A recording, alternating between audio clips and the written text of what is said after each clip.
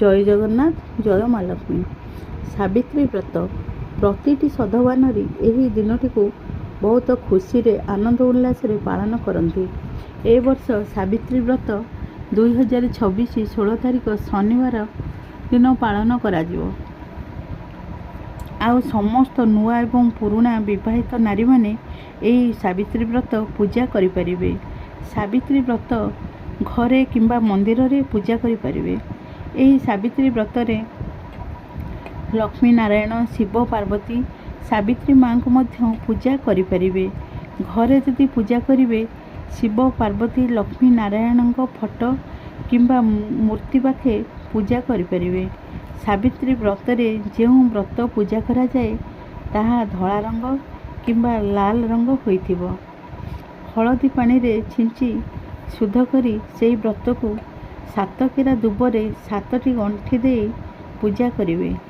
7 ଗଣ୍ଠି ବ୍ରତରେ ଦେଲାବେଳେ ଲକ୍ଷ୍ମୀ ନାରାୟଣ କିମ୍ବା ଶିବ ପାର୍ବତୀଙ୍କ ନାମ ଧରି ଗଣ୍ଠି ପକାଇବେ କିମ୍ବା ଯେଉଁ ଠାକୁରଙ୍କ ପାଖେ ପୂଜା କରିଥିବେ ସେହି ଠାକୁରଙ୍କ ନାମରେ ହିଁ ଗଣ୍ଠି ଦେବେ। ସେହି ବ୍ରତକୁ ପୂଜା କରିସାରିଲା ପରେ ଡାହାଣ ହାତ ବାହୁରେ ବାନ୍ଧିବେ, ଯେଉଁଠିକି ସୁଦଶା ବ୍ରତ ବାନ୍ଧନ୍ତି। ସେହି ବ୍ରତକୁ ସେହି ସାବିତ୍ରୀ ପୂଜା ଦିନ ନ ଖୋଲି ତା ପରଦିନ ଖୋଲିବେ। ସାବିତ୍ରୀ ବ୍ରତ ଦିନ ଶାଗ, ମୁଗ, ବିଭିନ୍ନ ପ୍ରକାର ଫ୍ରୁଟ୍ସ, ଜୁସ୍ ଏସବୁ ଖାଇବେ। ଯଦି ପିରିୟଡ଼୍ସ ହୋଇଥିବ, ପରିବାରର ଅନ୍ୟ କିଏ ମଧ୍ୟ ପୂଜା କରି ଆଣିପାରିବେ।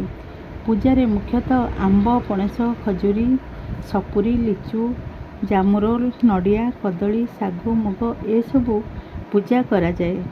ଶାଢ଼ୀ, ଚୁଡ଼ି, ସିନ୍ଦୁର ତ ନିଶ୍ଚିନ୍ତ ଏସବୁ ପୂଜା କରିବେ। ପୂଜା ସରିଲା ପରେ ଶାଢ଼ୀ, ଚୁଡ଼ି, ସିନ୍ଦୁର ଏସବୁ ପିନ୍ଧି ସ୍ୱାମୀଙ୍କୁ ପୂଜା କରିବେ ଏବଂ ବନ୍ଦାପନା ମଧ୍ୟ କରିବେ। ଘରେ ଥିବା ସମସ୍ତ ଗୁରୁଜନମାନଙ୍କୁ ପ୍ରଣାମ କରିବେ। ଚଉରା ପାଖେ ମଧ୍ୟ ପୂଜା କରିବେ। ଚଉରାରେ ଶଙ୍ଖା ଆଉ ସିନ୍ଦୁର ଏସବୁ ଦେଇକି ପୂଜା କରିବେ। ସ୍ୱାମୀଙ୍କ ହାତରୁ ପୂଜା ହୋଇଥିବା ପ୍ରସାଦ ଖାଇ ସ୍ୱାମୀଙ୍କ ସହିତ ଆଳତୀ କରିବେ। ଏ ଥିଲା ସମସ୍ତ ଗୃହିଣୀମାନଙ୍କ ପାଇଁ ସାବିତ୍ରୀ ପୂଜାର ବିଧି।